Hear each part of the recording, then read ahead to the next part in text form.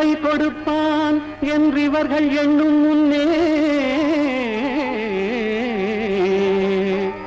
பொன்னும் கொடுப்பான், பொருள் கொடுப்பான், போதாது போதாதென்றான். இன்னும் கொடுப்பான், இவையும் குறைவென்றால் எங்கள் கர்ணன் தன்னை கொடுப்பான், தன்னுயிரும் தான் கொடுப்பான். தயாநிதியே